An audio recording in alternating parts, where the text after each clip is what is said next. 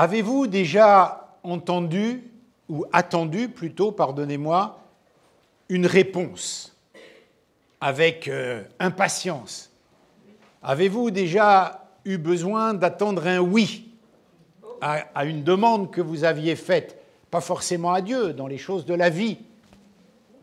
Déposez un dossier, vous attendez la réponse, le oui. Vous achetez une maison, la banque doit vous répondre « Oui, on vous accorde le prêt ». On est tous passés par là, hein. Quel que soit... ça peut être des analyses médicales, on a une inquiétude, alors on passe un examen de sang et on attend la réponse. Et on attend un « oui » favorable. On peut attendre dans plein de domaines. On peut transposer ça dans chacun des domaines de nos vies. Peut-être tu attends quelque chose aussi. Tu as fait une demande à Dieu, à quelqu'un, à une personne. Tu attends la réponse à un projet. Nous attendons tous. Et je ne sais pas si vous serez d'accord avec moi, c'est incroyablement éprouvant pour les nerfs d'attendre. D'attendre, qu'est-ce qu'il va dire, qu'est-ce qu'il va répondre, est-ce que la réponse sera favorable, est-ce que je vais enfin avoir ma réponse? Et l'attente, c'est la pire des choses. Surtout si nous ne sommes pas sûrs que la réponse nous soit donnée. Ou si on n'est pas sûr qu'elle sera positive, parce que généralement, quand on attend une réponse, c'est plutôt positif. On attend plutôt un oui. Et je ne sais pas, j'imagine que si vous attendez, par exemple, une réponse par email, vous savez, on va passer notre temps à actualiser la boîte email toute la journée. Alors on actualise au cas où l'email arrive, que la réponse arrive.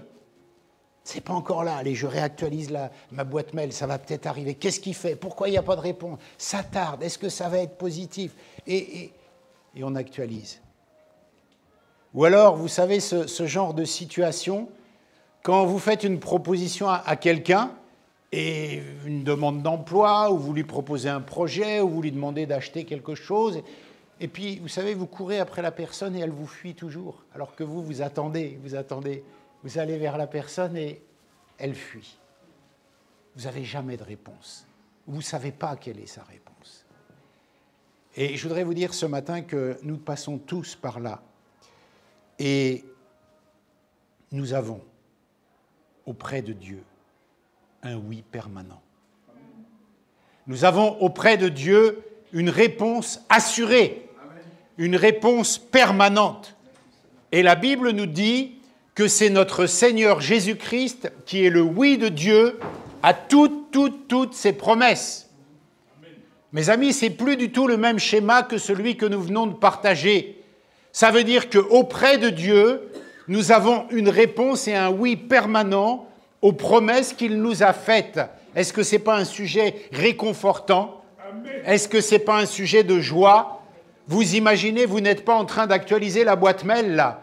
Vous êtes en train de vous dire, j'ai un oui permanent, un oui valide tout le temps.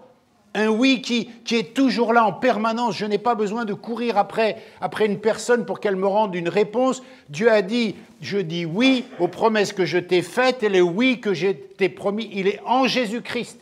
C'est oui et oui et oui. Et ce n'est pas un oui humain. Vous savez, le genre, oui, t'inquiète, je te rappelle. Non, ce n'est pas ces oui humains. La Bible dit que Christ est le oui de Dieu à ses promesses. Et nous avons un oui permanent. Et je pense que nous devrions nous réjouir et en prendre conscience de façon plus importante. Ça voudrait dire que Dieu nous dit n'importe quoi. Il nous dit un oui en Jésus-Christ et finalement c'est un oui-non, comme un être humain. Ce n'est pas possible. La Bible l'affirme. Nous avons un oui en Jésus-Christ. Alors la Bible promet un oui, la Bible promet un oui éternel de Dieu à toutes ses promesses. Nous allons lire dans la 2e de Corinthiens, au chapitre 1er, verset 20. Je vous le lis si vous n'avez pas votre Bible. La 2e de Corinthiens, chapitre 1er, verset 20, que nous dit Paul? « Car c'est en lui que Dieu a dit oui à tout ce qu'il avait promis. » Et là, on parle de Christ. Aussi, est-ce par lui que nous disons oui, amen, pour que la gloire revienne à Dieu. Vous imaginez? C'est en lui que Dieu dit oui à toutes ses promesses. Et la Bible nous dit que nous répondons oui en Christ aux promesses de Dieu. Nous sommes d'accord avec ça. C'est ce que dit Paul, et on va le développer. C'est en Jésus-Christ que le oui de Dieu s'accomplit en nous. Et je voudrais ce matin qu'on puisse prendre l'importance. J'ai un oui de Dieu en moi au travers de ma foi en Jésus-Christ. Ce n'est pas un oui d'homme, hein. C'est un oui divin. Et Dieu donne aux êtres humains que nous sommes la possibilité, parce que nous n'en sommes pas capables autrement, la possibilité de dire oui à ses promesses. Il nous donne en Jésus-Christ cette capacité que nous n'aurions pas autrement pour répondre oui aux promesses qu'il a faites à l'humanité. Voilà pourquoi des gens, quand Jésus-Christ s'approche d'eux, dans la parole de Dieu, voilà pourquoi les gens disent « Mais cette parole est trop dure. Qui peut la suivre ?» Mais c'est normal, parce que cette parole est trop dure. Pourquoi? Parce que si je n'ai pas le oui de Dieu en moi pour vivre cette parole, elle ne pourra pas s'accomplir, je ne pourrai pas la vivre, je ne pourrai pas la mettre en pratique. Voilà pourquoi elle est trop dure. Mais Dieu change le programme, il dit, voilà, cette promesse que je t'ai faite, tu ne peux pas la vivre. Tu n'es pas capable de la vivre, tu n'es pas capable de la suivre. Il faut que je mette mon oui, Jésus-Christ, en toi pour te rendre capable de vivre cela. Sans le oui de Dieu qu'il a donné en Jésus-Christ, nous ne pouvons pas vivre les promesses de Dieu. Voilà pourquoi les choses, quelquefois, nous semblent tellement éloignées à vivre, mais c'est trop dur, c'est trop. Dieu demande trop de choses. Forcément, il faut que le oui de Dieu, c'est-à-dire Christ, soit en nous pour que par l'Esprit, il nous donne la capacité de vivre cela. Autrement, c'est impossible. Alors voilà pourquoi les disciples disent « Cette parole est trop dure, je m'en vais, je laisse tomber. » Ça ne marche pas. Voilà pourquoi aussi Dieu semble si lointain aux gens sur terre à qui l'on parle de Dieu. Pourquoi? C'est normal. Ils n'ont pas le oui de Dieu en eux pour comprendre la parole de Dieu. L'humanité n'a pas le oui de Dieu. C'est totalement impossible pour elle de comprendre Dieu, d'entendre Dieu, de croire en Dieu si elle n'accepte pas le oui qu'il donne à l'humanité pour que l'humanité puisse croire. Le oui de Dieu, c'est Jésus-Christ. C'est la parole qui le dit. Dieu pourvoit à sa propre réponse en nous, au travers de Jésus-Christ. Mais c'est extraordinaire. C'est extraordinaire. Ça n'a pas l'air de vous réjouir tellement. Mais nous avons un oui permanent. Et Dieu nous donne la capacité de vivre ce oui parce que nous en sommes incapables. Incapables. Si Dieu ne pourvoit pas à sa propre réponse par Christ en nous, nous ne pourrons pas vivre ces promesses. Alors, revenons à Jésus. La Bible nous dit que Jésus est le oui qui accomplit les promesses passées de Dieu dans le présent de ma vie. Ça veut dire quoi? Ça veut dire que Dieu, depuis l'Ancien Testament, fait des promesses à l'humanité, fait des promesses aux hommes, il fait des promesses dans sa parole. Et ceux qui lisent les promesses de l'Ancien Testament ont besoin aussi que ces promesses s'accomplissent pour qu'elles deviennent vraies. Et c'est ce que Dieu veut. Et il fait le pont en Jésus-Christ entre les promesses passées pour qu'elles s'accomplissent dans ma vie. Dans ma vie. La Bible nous dit dans Éphésiens, chapitre 1er, verset 4, « En lui, Dieu nous a choisis avant la création du monde, pour que nous soyons saints et sans défaut devant lui dans son amour. » Dieu veut, avant que le monde soit, que ses promesses soient capables de vivre en nous. Mais pour cela, nous dit la Bible, parce que nous n'en sommes pas capables. Et pour que ces promesses se matérialisent, pour que ces promesses s'activent, qu'elles vivent, la Bible nous dit autre chose. C'est prévu depuis la fondation du monde, mais il faut que le sang coule. Il faut que le sang coule pour que ces promesses puissent être vécues.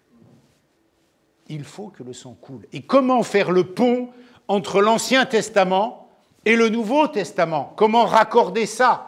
Comment une promesse faite depuis l'Ancien Testament peut-elle devenir réelle, vivante et active dans ma vie maintenant, après ces choses-là? Et la Bible nous enseigne que c'est prévu depuis la fondation du monde, mais il faut que le sang coule.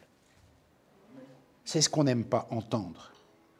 Parce que la Bible nous dit que, or, d'après la loi, presque tout est purifié avec du sang. Et s'il n'y a pas de sang versé, il n'y a pas de pardon. Donc Dieu est en train de nous dire par l'Esprit que les promesses qu'il a faites depuis l'Ancien Testament sont valables et valides, mais pour qu'elles s'accomplissent dans ma vie présente, il faut aussi qu'un sang coule. Et pas le sang des sacrifices de l'Ancien Testament qu'il fallait renouveler à chaque fois. Il faut du sang. C'est là que ça peut choquer. C'est là que le bas peut blesser.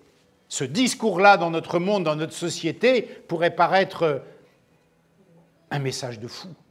Qu'est-ce qu'il raconte, cet homme-là? Il faut que du sang coule pour que je sois pardonné. Voilà aussi pourquoi on appelle la prédication de l'Évangile une folie pour ceux qui périssent. Alors, la Bible nous enseigne, la Bible à laquelle nous croyons, la Bible nous enseigne que depuis Éden, alors qu'Adam et Ève ont péché, il faut que du sang coule pour que Dieu fasse son œuvre. Et qu'est-ce qu'il fait en Éden? Il les revêt d'une peau, un animal qui a été tué une fois qu'ils ont péché. Le sang a déjà coulé pour qu'ils soient vêtus, pour qu'ils soient revêtus, pour qu'ils fassent face, qu'ils puissent, faire face à leur nudité. Parce que d'un seul coup, ils prennent conscience qu'ils sont nus et ils se cachent. Et Dieu, pour pourvoir à ça, permet que le sang d'un animal coule. Et ça commence en Éden, et ça continue.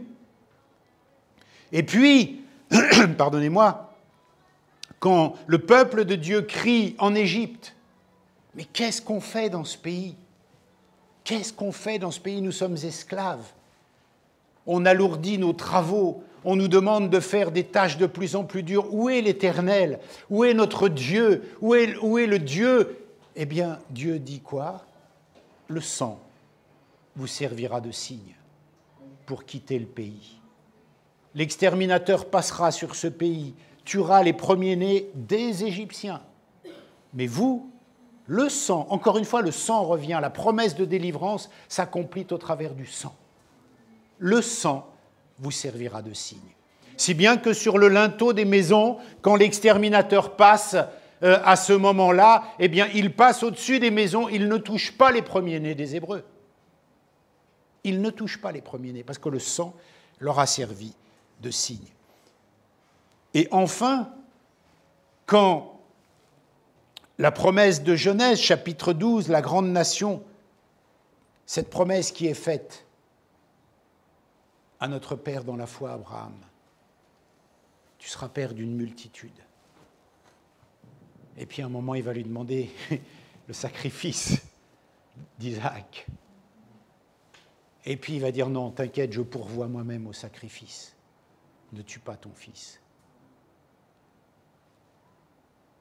Et Jésus-Christ est ce oui-là qui permet le pont, le passage entre l'Ancien et le Nouveau. Et c'est important de comprendre cela. Et entre les deux moments que je viens de vous citer, il y a un passage extraordinaire de la parole de Dieu que je vous propose de lire ensemble. C'est dans Genèse, au chapitre 15 et au verset 8. Ça commence au verset 8. Abraham est en conversation avec Dieu, et Dieu lui fait des promesses, et Abraham lui dit, « Seigneur éternel, à quoi connaîtrai-je que je le posséderai, cet héritage dont tu me parles? À quoi reconnaîtrai-je que la promesse que tu m'as faite va s'accomplir? À quoi je vais reconnaître ça ?» Il attend, un oui, une réponse. Et l'Éternel lui dit, prends une génisse de 3 ans, une chèvre de 3 ans, un bélier de 3 ans, une tourterelle et une jeune colombe. Abraham prit tous ces animaux, les coupa le milieu en chaque morceau, l'un vis-à-vis de l'autre. Mais il ne partagea point les oiseaux, nous dit la parole de Dieu. Les oiseaux de proie s'abattirent sur les cadavres, et Abraham les chassa. Au coucher du soleil, un profond sommeil tomba sur Abraham, et voici, une frayeur et une grande obscurité vinrent l'assaillir, et l'Éternel dit à Abraham, « Sache que tes descendants seront étrangers dans un pays qui ne sera point à eux, et ils seront asservis, on les opprimera pendant 400 ans, mais je jugerai la nation à laquelle ils seront asservis, et ils sortiront ensuite avec de grandes richesses. Toi, tu sortiras en paix. » Quand Dieu fait ce contrat avec Abraham, qu'est-ce qu'il fait? Il lui dit, prends ces animaux-là, coupe-les en deux, une partie à droite, une partie à gauche. Et vous savez, dans l'Ancien Testament, ce n'est pas un contrat qu'on signe assis derrière un bureau, ok, t'es d'accord, prends le stylo, signe en bas à droite, ok, t'es d'accord. Ce n'est pas ce contrat-là. Dans l'Ancien Testament, c'est un drôle de spectacle. Et il y a quelque chose d'important dans ce contrat qui est matérialisé là. Dieu est en train de dire, dans ce mode de contrat-là, et on doit l'intégrer ça, on doit vraiment le comprendre. À cette époque, dans les contrats, les deux signataires du contrat marchent au milieu de l'endroit qui est là, au milieu de cette allée sanglante. Chacun, il passe au milieu. Les animaux sont ouverts de droite et de gauche, et on passe au milieu de l'allée sanglante. Et qu'est-ce qu'on dit à cause du sang qui est là? Dans ces contrats-là, l'idée c'est de dire qu'il m'arrive ce qui est arrivé à ces animaux-là, qu'il m'arrive cela à moi si je ne respecte pas l'engagement que je prends avec toi. Ça veut dire que je prends un engagement au péril de ma vie, je signe un contrat et c'était un oui qui voulait dire oui. Ce n'était pas un oui d'aujourd'hui, forcément. Mais dans ce contrat-là, Dieu va mettre Abraham dans le sommeil. Il va passer tout seul au milieu de l'allée par une fumée. Ça veut dire quoi? Ça veut dire que Dieu dit, je m'engage à prendre à ma charge la partie défaillante, parce que toi tu dors pendant ce contrat, je prends à ma charge la partie où tu ne respecteras pas ce contrat. Je le prends à ma charge. Ça veut dire que Dieu est le signataire de cela, mais il dit en plus, il endosse l'entière responsabilité seul de cette alliance. Voilà ce que Dieu fait ce jour-là pendant qu'Abraham dort. Voilà le genre d'alliance que Dieu conclut avec nous. Et ça, pour le vivre, parce que ça commence dans l'Ancien Testament, eh bien cela, pour le vivre, il faut arriver aujourd'hui avec Jésus-Christ. C'est ça ce que la parole de Dieu nous enseigne. Nous avons un oui éternel qui a commencé avant que nous fussions et qui est maintenant fait un pont avec Jésus-Christ. Il prend sur lui la suite défectueuse que nous ferons à ce contrat en tant qu'humains. Vous saisissez? Ça veut dire que Dieu fait un contrat avec toi, il sait que tu ne tiendras pas la route et il te donne un oui éternel en Jésus-Christ pour pouvoir tenir cette route avec lui. Et il dit, je prends à ma charge l'aspect défectueux de ta marche. Et comment cela? Au travers de mon oui. Mon oui qui s'appelle Jésus-Christ. Et qui va prendre à la croix, sur lui, cette part défaillante qui est la nôtre. Voilà comment les promesses s'accomplissent. Et c'est illustré quand Dieu dit à Abraham, donne-moi Isaac.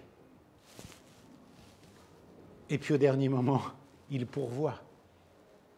Voilà comment Dieu s'engage avec nous au travers d'un oui, où il dit, je prends la responsabilité, moi, de la partie, tu ne tiendras pas la route, Dieu nous dit.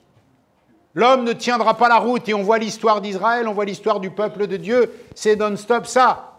Et Dieu dit, je prends à ma charge ça et je vais pourvoir à ta défaillance. Et nous arrivons à la croix de Golgotha où Dieu dit, je pourvois encore, mais là d'une façon encore plus forte, encore plus grande, je pourvois par mon Fils, que j'aime de tout mon cœur et qui va mourir pour toi, pour ta défaillance, parce que tu n'es pas capable de suivre ma parole, tu n'es pas capable de m'obéir, tu n'es pas capable de tenir cette alliance que nous avons faite, toi et moi, quand nous sommes passés au milieu des deux animaux. Tu n'es pas capable, alors je prends à ma charge ta défaillance. Et le oui, il est là. Le oui, il est en Christ. Et nous voyons dans la parole de Dieu que les 10 commandements n'empêcheront pas le peuple de pécher, de fauter, quels que soient les commandements. Il y aura toujours une défaillance. La loi ne suffira pas. La loi mosaïque non plus, puisqu'une fois par an, il fallait que le grand souverain sacrificateur aille demander pour tout ça. Ça ne suffit pas. On ne peut pas vivre les promesses de Dieu. On n'est pas capable de vivre les choses de Dieu s'il n'y a pas le oui de Dieu en nous qui nous rend capable de le vivre. Et le oui, c'est Christ qui fait le pont entre les promesses de l'Ancien et du Nouveau. C'est extraordinaire. Quand Jésus vient avec les béatitudes, il est en train de dire aux gens, « Ah, on vous a dit ça hein, avant, tu ne peux pas commettre l'adultère, hein, avant on t'a dit ça, c'était déjà très dur pour certains. » Eh bien, il dit là, je vais te dire encore mieux, mon gars. Même regarder une fille, tu ne peux pas, parce que tu vas déjà l'avoir convoitée. Mais qui peut? C'est impossible.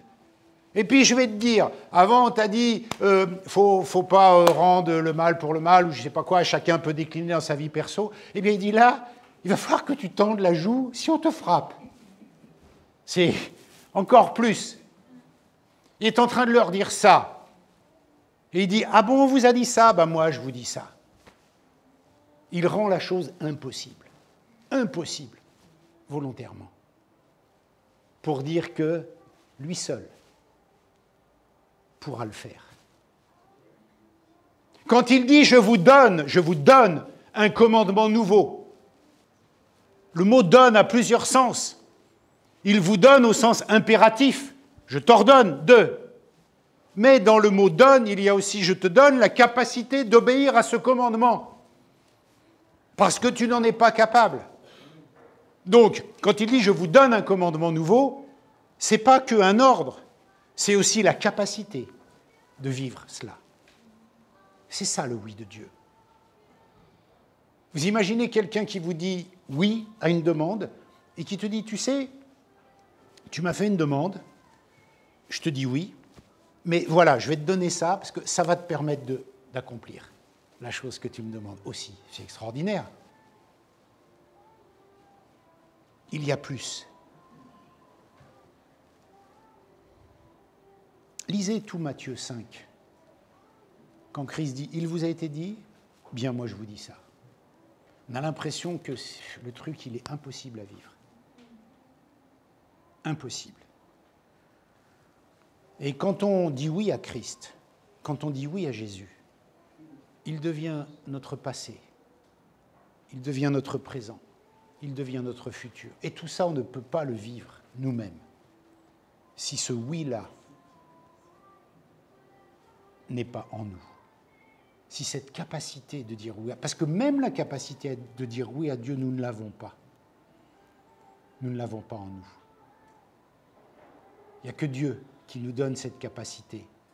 Quand on est de nouveau, quand on accepte Jésus-Christ comme Seigneur et Sauveur, c'est parce que l'Esprit de Dieu nous rend conscients de qui on est et de là où on va. Mais cette capacité, elle est surnaturelle, elle ne vient pas de nous. Personne ne peut prendre conscience spontanément de son état de péché par rapport à Dieu. Il faut une révélation supérieure, quelque chose d'au-dessus, quelque chose de nouveau, pour que je puisse dire oui. Autrement, je ne sais pas ce que je dis.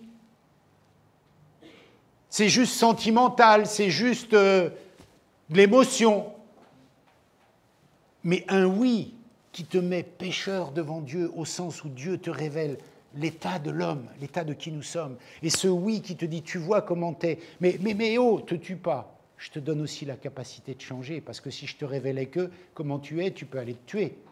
Il n'y a plus rien à faire quand on voit notre état devant Dieu, qui nous sommes devant Dieu. On dit, mais c'est foutu. Mais Dieu ne nous laisse pas orphelins. Il nous dit, non, non, mais attends, je t'ai fait la révélation de qui tu es, mais je te donne aussi les moyens de vivre cela. Autrement, ça serait juste une condamnation. Voilà qui tu es. Ah, ça bat sur toi, tu te trouves horrible.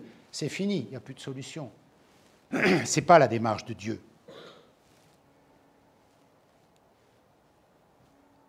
Et ça, quand on prend la Sainte Seine, on l'actualise chaque jour, chaque matin.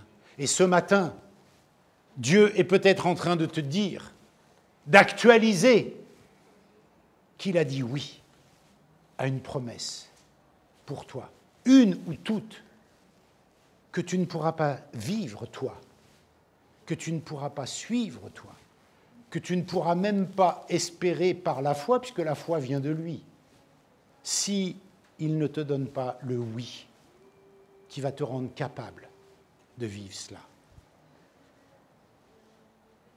Il faut avoir l'humilité de comprendre que même un oui à Dieu, ça ne vient pas de nous, c'est parce que Dieu nous donne aussi cette capacité de dire oui en Christ.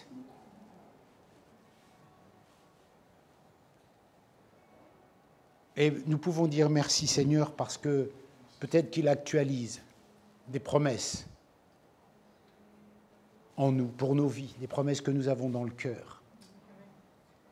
Peut-être qu'il dit, ah ouais, tu vois ça, forcément tu n'y crois pas, forcément tu ne peux pas le vivre, forcément c'est comme les béatitudes, c'est trop fort à vivre. Mais je te donne la capacité, parce qu'il y a un oui éternel en Jésus-Christ. J'ai fait des promesses à l'humanité, elles s'accomplissent en Jésus-Christ, et elles te donnent en Jésus-Christ la capacité de les vivre. Une fois que le pont est fait entre les promesses de Dieu, l'Ancien Testament, le Nouveau Testament, que tout cela, ça se met en place au travers de Jésus-Christ qui accomplit tout cela. Il y a un deuxième point. Il faut maintenant y avoir accès. Il faut accéder à ces promesses. Et comment faire le pont pour avoir accès à un Dieu qui nous aime, mais qui ne prend pas le coupable pour un innocent et qui veut du sang malgré tout pour que les choses soient lavées? Eh bien, ce Dieu cohérent devient accessible en Jésus-Christ. Il n'y a que là que ce mystère, cette chose incompréhensible de ce Dieu qui aime, mais de ce Dieu qui veut du sang, de ce Dieu qui...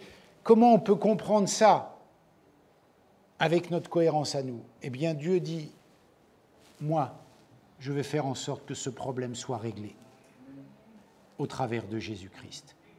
Il y aura le sang pour ton pardon, il y aura la cohérence de mes promesses, et il y aura l'accès pour toi à cette parole-là. À la croix, j'ai accès aux promesses et j'ai accès aux solutions qui en découlent pour ma propre vie. À la croix, j'ai accès aux deux. Je mets le pied dans les promesses, mais ça ne suffirait pas. Je mets aussi le pied dans le ruisseau qui coule de ces promesses dans ma vie. À la croix, j'ai cela. J'ai l'accès à ces promesses. Jésus-Christ est un triple oui. Il fait le pont et il donne accès.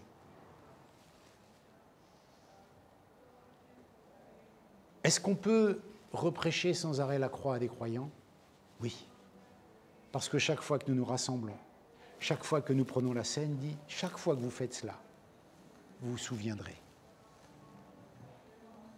Quand on prend le pain, quand on prend le vin, quand on a ce moment de sainte scène entre nous, de communion fraternelle, on se rappelle qu'à la croix, par sa mort, on a le oui de Dieu, promis en Jésus-Christ.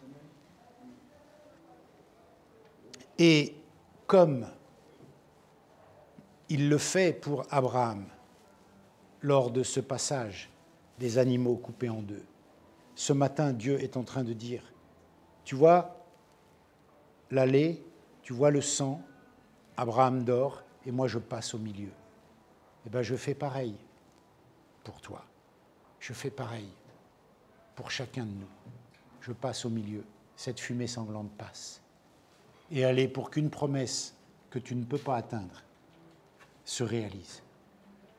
Elle est pour qu'une promesse que tu n'envisages même pas possible se réalise. Elle est pour que une obéissance que tu veux avoir dans un domaine de ta vie et sur laquelle tu es totalement impuissant, puisse se réaliser. Je passe dans cette allée pendant que toi tu dors, pendant que toi tu ne peux pas faire la part qui est la tienne, pendant que toi tu ne peux pas assumer la part du contrat parce que tu n'en as pas les capacités. Les capacités sont en Jésus-Christ, le oui que je t'ai donné à la croix. Voilà ce que Dieu dit ce matin. Il traverse l'allée sanglante. Il traverse l'allée sanglante pour toi, pour tes fautes, pour tes défaillances, pour ton incapacité. Et vous savez, ça ne s'arrête pas le jour de la conversion. Ce n'est pas juste le jour où on accepte Jésus-Christ comme Seigneur et Sauveur. C'est pour la suite de la route. Quand ça ne va pas marcher, quand il y aura des promesses encore un peu plus inaccessibles, quand ça sera des moments douloureux, il faudra voir encore ce passage dans l'allée fumante pendant qu'il dort, dire « Seigneur, même là, je ne peux pas y accéder. » Seigneur dit « T'inquiète, t'occupe, j'ai un oui éternel. J'ai un oui à ce que je te demande de faire. Et le oui, c'est pas toi. Le oui, c'est pas tes capacités. Le oui, c'est pas tout ce qui dépend de toi, c'est pas ça le oui. Le oui, c'est en Christ. Le oui, c'est Jésus. C'est parce que Jésus est mort à la croix que je réponds oui à cela. C'est pas pour toi dans le sens tu es capable, non. Toi, tu peux pas. Mon frère, ma sœur, s'il y a quelque chose à abandonner ce matin, de nouveau que tu n'avais pas réalisé, c'est d'abandonner la capacité de croire que tu peux quelque chose pour vivre les promesses de Dieu. Ça ne dépend pas de toi. Ça dépend de toi dans un sens, on est d'accord, on se comprend, mais ça ne dépend pas de toi, ça dépend du oui que Dieu a dit à ses promesses à la croix en Jésus. Ça nous libère et ça nous rend humbles, on est bon à rien. On est bon à rien. C'est pas la peine de se surestimer, c'est pas la peine de vouloir être des vaillants héros, c'est pas la peine de vouloir être... Non, on ne peut pas. C'est Dieu, c'est le oui de Christ, mort à la croix, qui nous rend capables de. Mais c'est lui le oui, c'est lui la capacité, c'est lui qui fait le travail, c'est lui qui délivre, c'est lui la puissance, c'est lui qui fait cela. Autrement, la charge est trop lourde pour nous. Voilà pourquoi Abraham dort pendant ce sacrifice, pendant cette alliance, pour bien montrer que lui ne pourra pas. C'est Dieu seul qui dit « Je prends à ma charge aussi ta partie défaillante dans ce contrat ». Et ça, c'est un sujet de joie. Maintenant, il y a le oui qui fait le pont entre l'ancien et le nouveau, parce qu'il faut bien faire un pont entre ces promesses pour que la parole de Dieu devienne cohérente. Et puis, il y a le oui qui donne accès, parce que sans ce oui-là, on n'accède pas. C'est comme tu arrives devant la porte de la salle, là, si tu n'as pas la clé, tu ne rentres pas de l'autre côté. Il te faut la clé. Mais même si tu as la clé, imagine que tu aies les deux bras coupés. Comment tu fais pour mettre la clé dans la serrure? Tu n'es pas capable. Alors, Dieu dit, eh bien, Christ est ce oui qui te rend capable.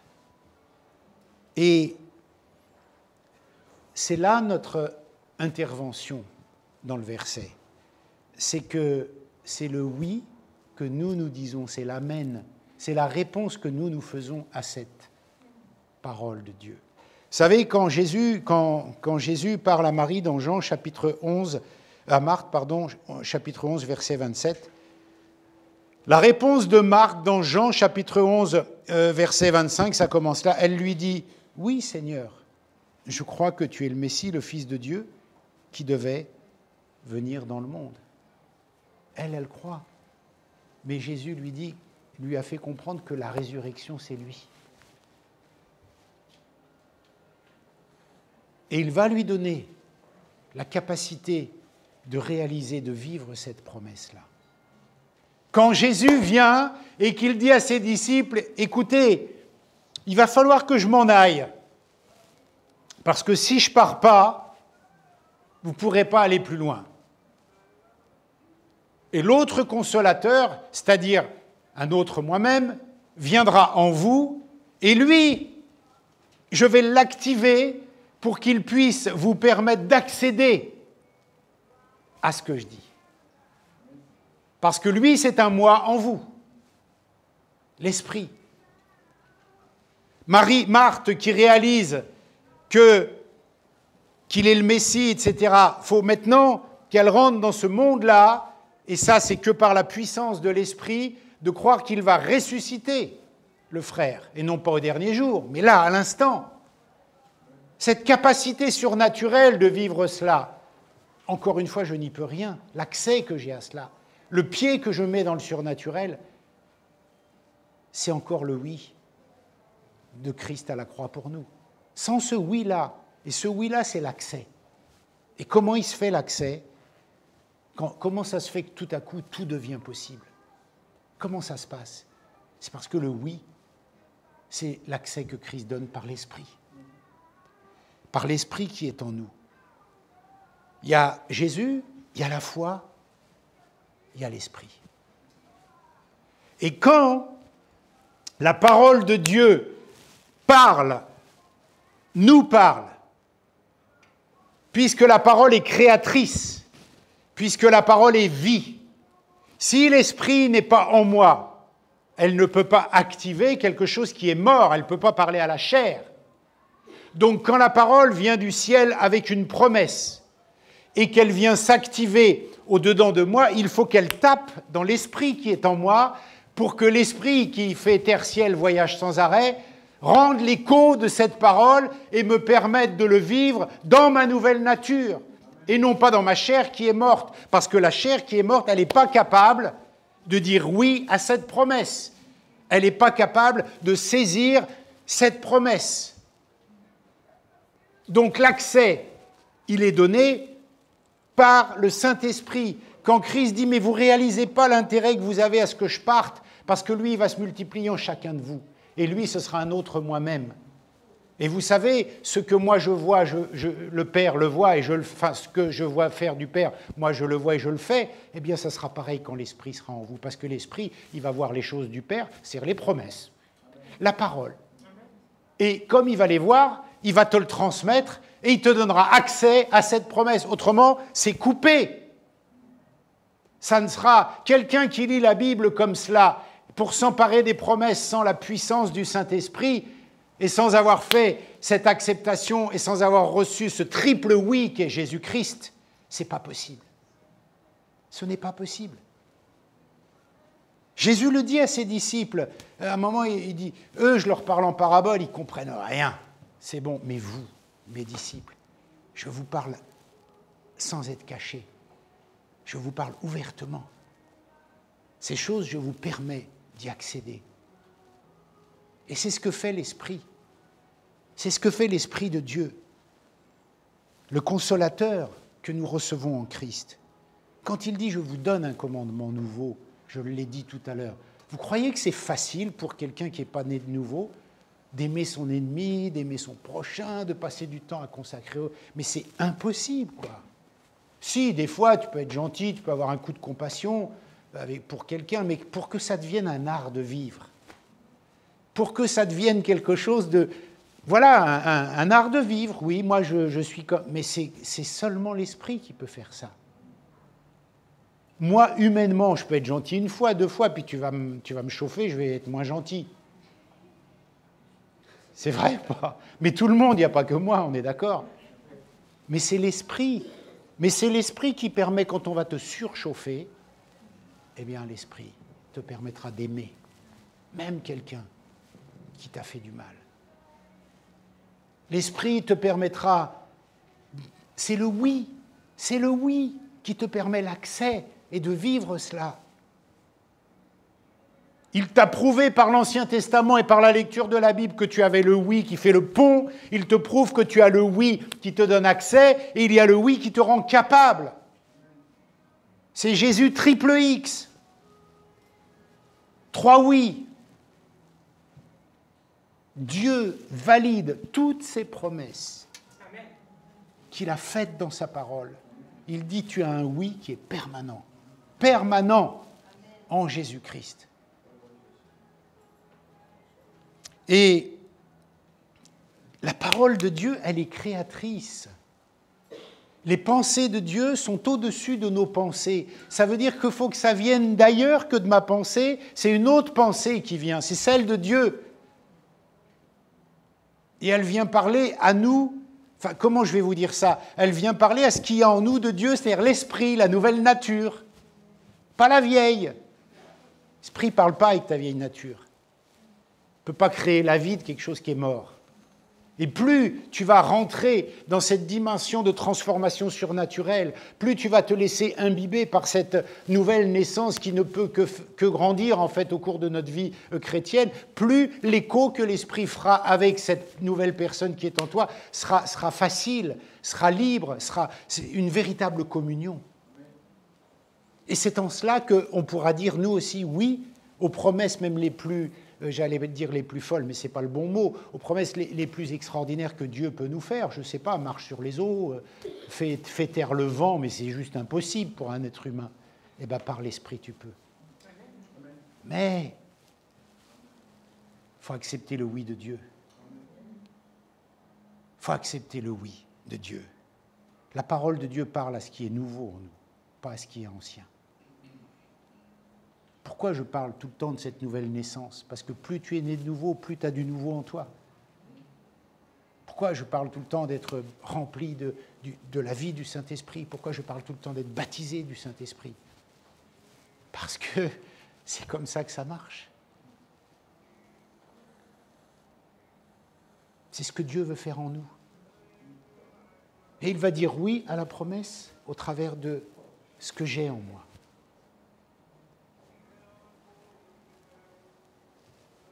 Et on ne va plus pouvoir dire « cette parole est trop dure ». Ça ne va plus être possible parce que Dieu nous fait don de la capacité de la vivre, cette parole. Pour eux, cette parole est trop dure, c'est bon, on quitte Jésus. Mais nous, on ne peut pas dire ça. Dans le sens de résignation, on est bien d'accord. On peut dire c'est vraiment très dur, ça oui. Mais dans le sens de résignation, ça voudrait dire qu'on accepterait qu'une des promesses n'ait pas été oui en Christ à la croix. Ça peut être vraiment dur dans le sens ça me dépasse, mais il n'y a pas de résignation derrière. Vous comprenez le sens, la différence entre dire c'est trop dur, je m'en vais, j'arrête, et dire c'est trop dur, mais bon, il y a le oui en Christ, ce n'est pas la même attitude, ce n'est pas le même état d'esprit qui nous motive, ce n'est pas la même chose qui nous emmène là. C'est de dire, purée, c'est dur, mais le oui de Christ, le oui de Dieu a été prononcé en Christ, et l'Esprit de Dieu va me permettre d'y avoir accès. Même si, compliqué, mais que eux, dans l'Ancien Testament, n'importe quoi, au moment où ils sont devant Jésus, ils disent, cette parole est trop dure, ils font demi-tour, ils s'en vont, à part les disciples. C'est résigné, c'est juste, c'est pas possible, on arrête. C'est comme si tu te dis là, bon, l'Église, la foi, le baptême, c'est bon, quoi, c'est trop dur, j'en ai marre. C'est pas possible. Et je fais demi-tour et je repars d'où? À mon vomi. C'est cette résignation-là qu'ils ont là. Mais on ne peut plus dire ça aujourd'hui, parce qu'on a reçu la capacité. Et si tu ne la sens pas, si tu ne la vois pas, si tu ne la connais pas, ce n'est pas important que ta raison te dise « tu ne l'as pas reçu ». Ce qui est important, la Bible va nous emmener même, et c'est là qu'il faut travailler, faire des efforts. Ce n'est pas de croire ce que je pense, ce n'est pas de croire ce que je ressens, ce n'est pas de croire ce que je vis, c'est de croire ce qui est écrit. Mais c'est super dur, mais la capacité nous a été donnée de vivre cela. C'est par exemple, quand les 12 espions, là, ils sont envoyés pour visiter le pays, eh bien, c'est ça qui leur arrive. Eux, ils vont, ils voient des géants, purée, des géants avec des... Mais jamais on les aura, ces gens-là, ils sont trop forts, trop grands et tout. Mais Dieu dit, et il y en a deux qui vont juste réaliser, il dit, c'est pas ce que vous voyez, moi je vous ai dit que ce pays était à vous, alors faites votre choix. Et comment voir que ce pays est à toi si tu vois des géants, si tu vois, est-ce que Dieu ment, est-ce qu'il n'y a pas de oui, est-ce que je suis fou? Il faut faire le ménage dans tout ça à un moment donné. Mais cette illustration-là des 12 espions, Elle est juste valable pour chacune des promesses en 2023 pour nous, que Dieu nous fait. Seigneur, tu me dis ça. Par exemple, prenons l'exemple de la sœur qui nous disait que cette semaine, c'était compliqué pour elle de prier. Dans ce moment-là, j'imagine vraiment que c'est compliqué. Tu te dis, il y a des moments dans la vie, tu lis la Bible, tout s'éclaire, tu comprends tout. Il y a des moments, tu bouges un bras, tu sais que Dieu est avec toi, tu vis une expérience extraordinaire. Tu pries, tu n'as même pas besoin d'ouvrir la bouche, les mots te viennent tout seuls. Puis il y a d'autres moments... tu lis la Bible, tu as l'impression de lire un livre de maths où tu n'as jamais fait de maths de ta vie. Tu as l'impression que quoi que tu fasses, c'est une galère, que ta journée elle est pourrie. Tu as l'impression que quand tu pries, tu peux rien dire, tu n'as rien à dire, tu n'y arrives pas, ça ne sort pas. Voilà. Et là, quand tu es dans ce cas-là, tu peux dire c'est trop dur. Eh bien, Dieu te dit, tu as un oui en Jésus-Christ, même dans ce cas-là. Alors, ce que tu penses, ce que tu sens, ok, puisque je t'ai fait avec des sens, mais ce qui compte, c'est ce qui est écrit. Comme les espions. Soit je vois les géants, soit je dis, bon, mais Dieu, il a dit ça, alors comment je me situe?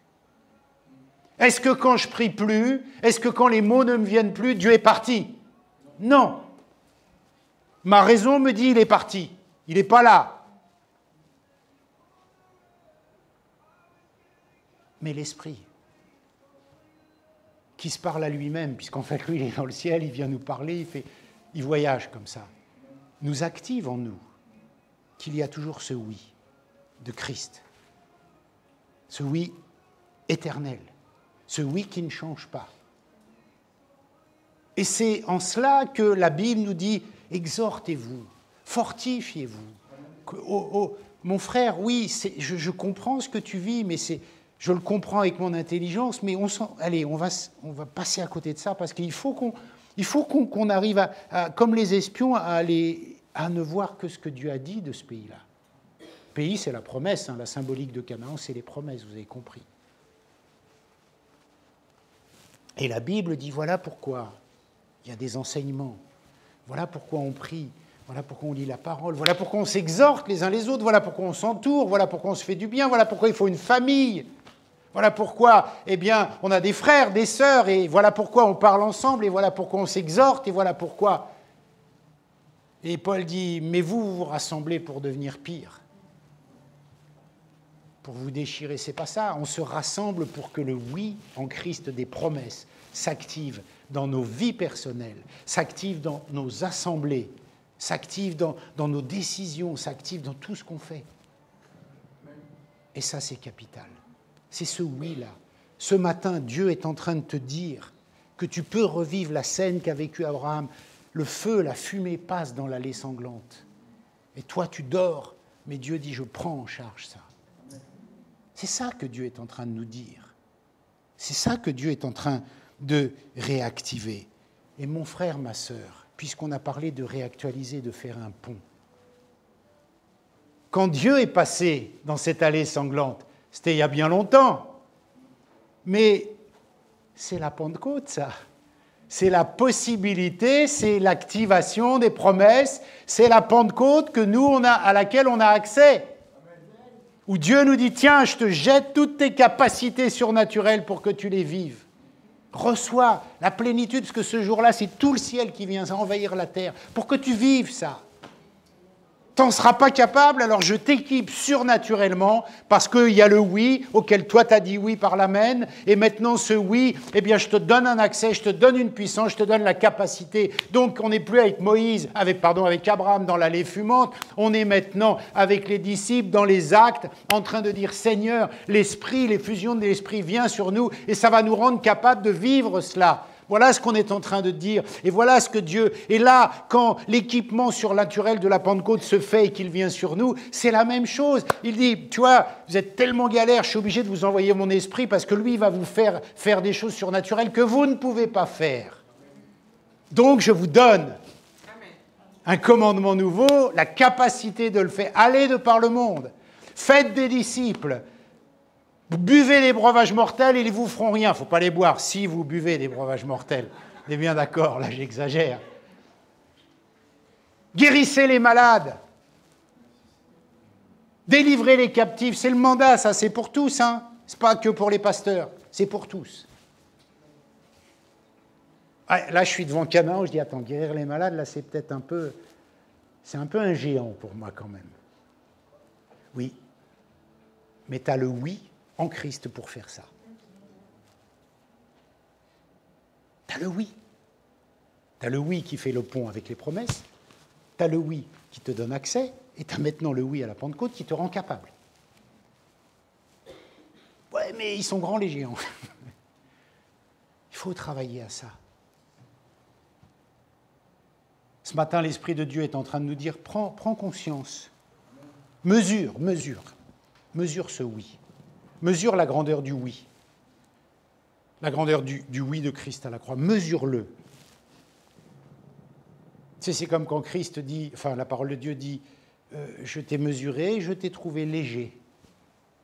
Ce n'est pas cette mesure-là. On doit mesurer avec toute la dimension qui est nécessaire.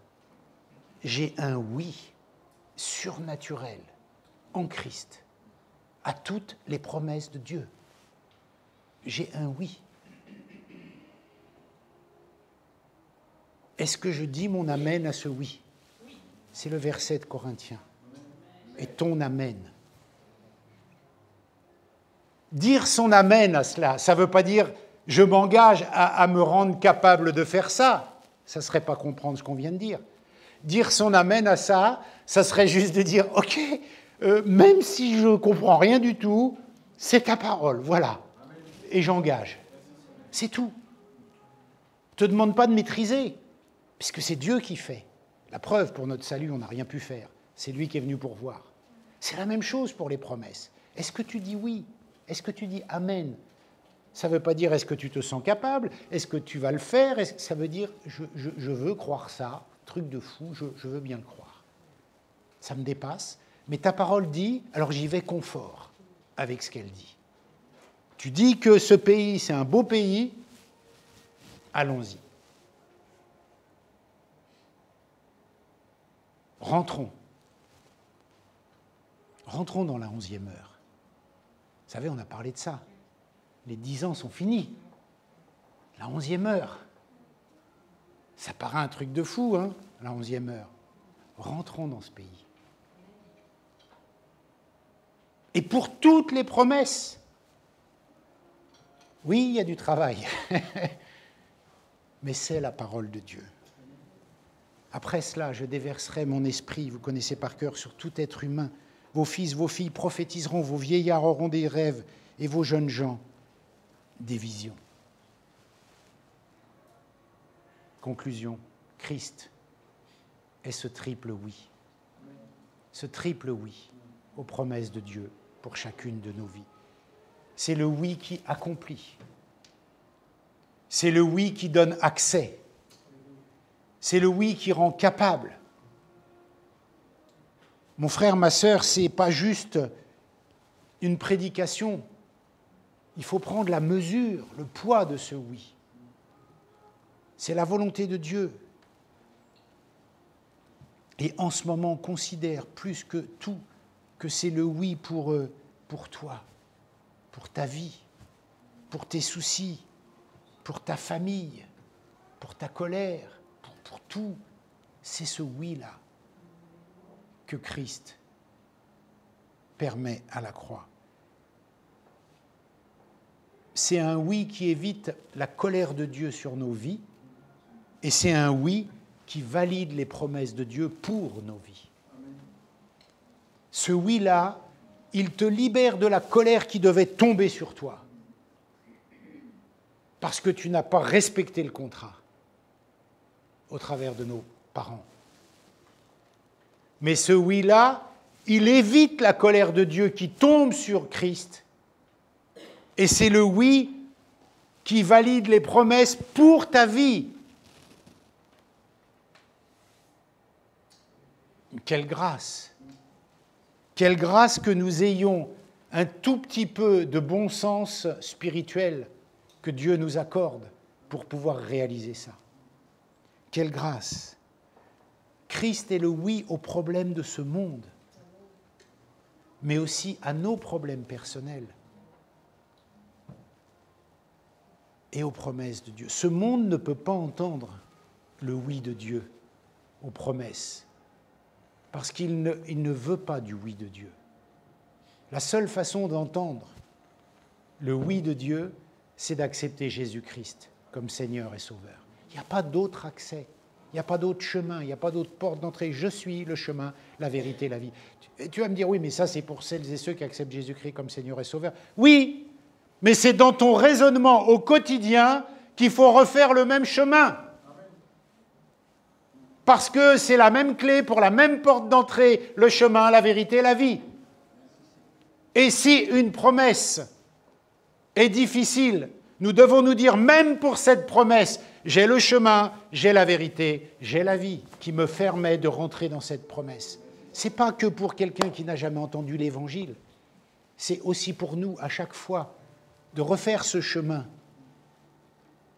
Pas le chemin de croix, il a été fait par Christ. On ne va pas se traîner sur les genoux pendant des kilomètres, c'est pas ça. De refaire le chemin par le biais de la Sainte Seine, je me rappelle, je me souviens, je sais ce que tu as fait pour moi à la croix. Mais une fois que tu as pris mon péché, tu me fais rentrer dans autre chose. Et cette autre chose-là, j'ai besoin aussi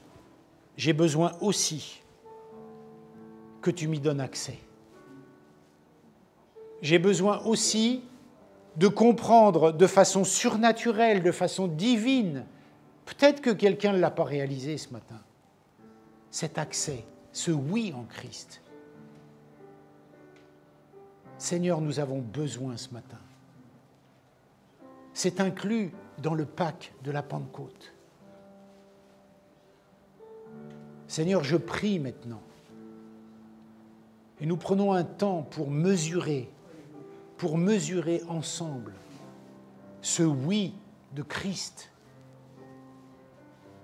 Et chaque fois que quelque chose se présentera devant nos vies, de savoir que la promesse que Dieu a faite à ce sujet, elle a son oui en Jésus-Christ. Elle n'a pas son oui parce que tu es beau, parce que tu es gentil, parce que tu es méchant. Elle a son oui parce que Christ est mort sur la croix. C'est la seule chose que Dieu valide. C'est la seule chose qui importe pour Dieu. C'est le seul écho qu'il fait à sa parole. L'écho qu'il fait à sa parole, c'est au travers du oui en Jésus-Christ. Il a fait le serment. Il est passé au milieu de l'allée sanglante, alors qu'Abraham dormait, alors que je n'étais même pas né. Dieu est passé par Jésus-Christ à la croix pour ma vie.